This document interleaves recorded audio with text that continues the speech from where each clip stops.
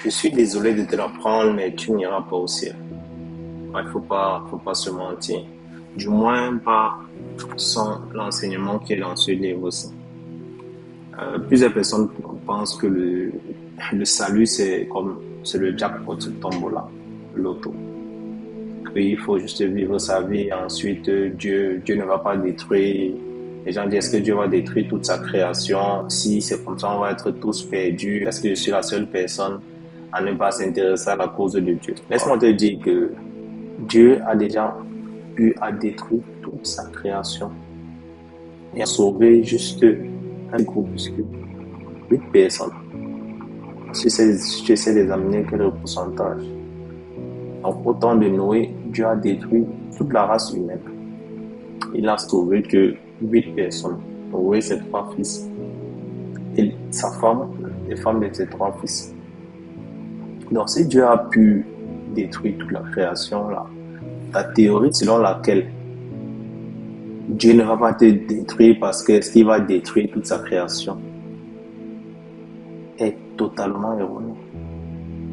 Donc, Dieu va te détruire si tu ne fais pas ce que tu es censé faire pour obtenir ton salut.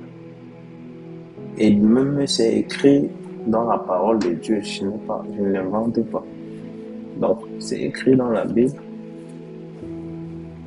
Osée 4, ici. Osée 4, au verset 6, il est écrit: mon peuple est détruit parce qu'il lui manque de la connaissance. Puisque tu as rejeté la connaissance, je te rejetterai et tu seras dépouillé de mon sacerdoce. Puisque tu as oublié la loi de ton Dieu, j'oublierai aussi tes enfants. Ce n'est pas l'amusement, ce n'est pas se dire que oui, je crois en Jésus qui est mon sauveur, Jésus est amour, nous sommes sauvés par la grâce de Dieu, Dieu nous aime. Il faut la connaissance. Vous connaîtrez la vérité et la vérité vous affranchira. Si vous n'êtes pas affranchi, vous n'êtes pas sauvé.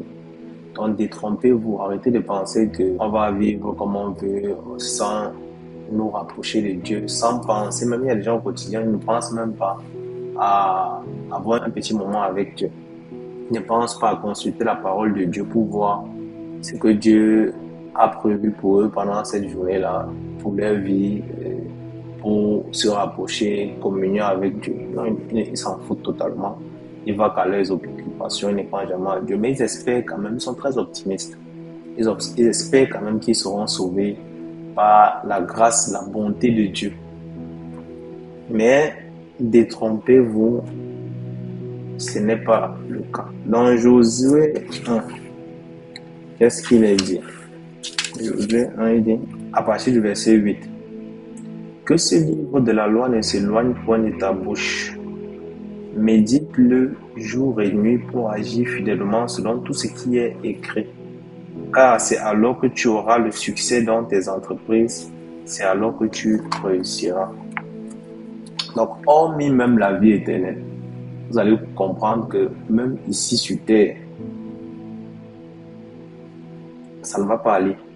Pour avoir le succès dans tes entreprises, il faudrait que ce livre de la loi ne s'éloigne pas de ta bouche, que tu médites ce livre jour et nuit, afin de réussir dans tout ce que tu entreprends.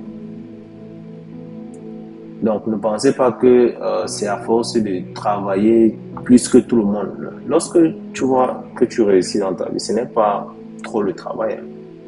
Certes, il faut le travail, mais tu n'es pas la seule personne à mettre cette quantité d'efforts-là dans ton travail, non. Vous êtes plusieurs à mettre cette même quantité d'efforts, mais tout le monde n'a pas les mêmes bénédictions. Tout le monde n'a pas le même rendu.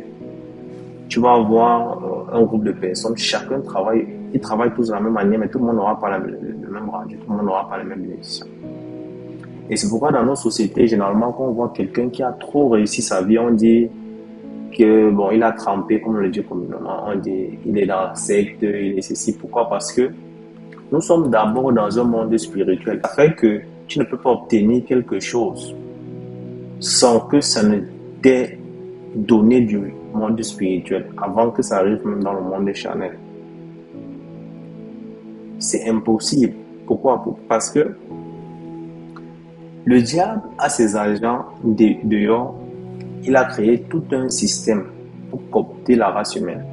De telle sorte que il montre que celui qui fait prospérer, ça veut dire venez à moi, je vous donne des richesses. Si vous voulez réussir, entrez dans la franc-maçonnerie, entrez dans la Rose-Croix, entrez dans ces loges-ci.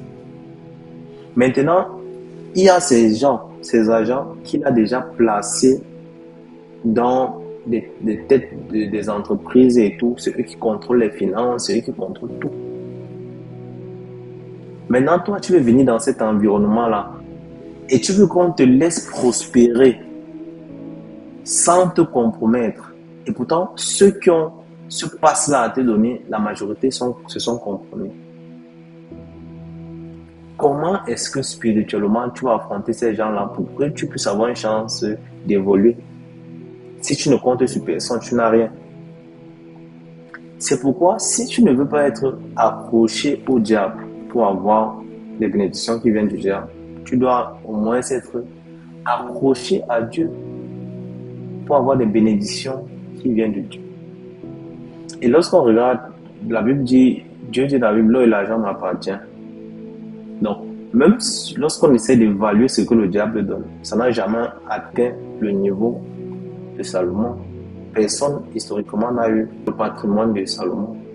Même pas Mansa Moussa, qui est considéré par les historiens comme étant le plus riche de l'histoire. Personne n'a eu la richesse de Salomon. Médite ce livre jour et nuit, afin qu'il te fasse prospérer ici sur terre même, avant de parler même de salut, de vie éternelle.